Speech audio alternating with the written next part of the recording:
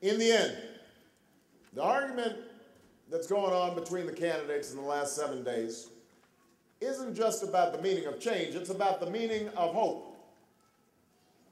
Some of my opponents appear scornful of the word. They think it speaks of naivete, passivity, and wishful thinking.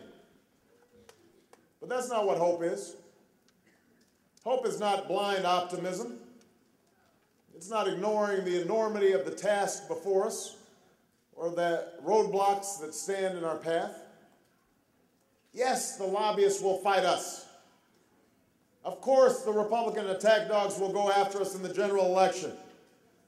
Yes, the problems of poverty and climate change and failing schools will resist easy repair. I know. I've been on the streets. I've been in the courts. I've watched legislation die because the powerful held sway and good intentions weren't fortified by political will.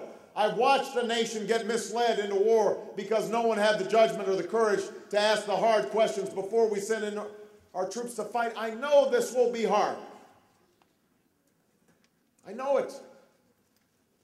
But I also know this. I know that hope has been the guiding force behind the most improbable changes this country has ever made.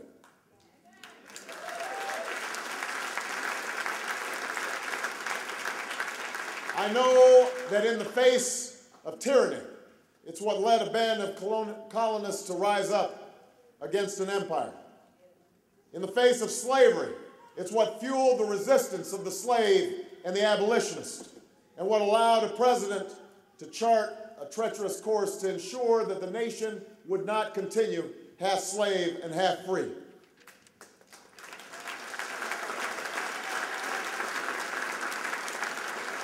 In the face of war and oppression, it's what led the greatest of generations to free a continent and heal a nation. In the face of oppression, it's what led young men and women to sit at lunch counters and brave fire hoses and march through the streets of Selma and Montgomery for freedom's cause.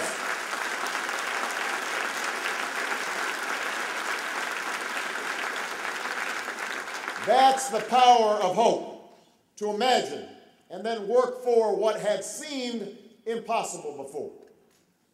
That's the change we seek. That's the change you can stand for in 7 days.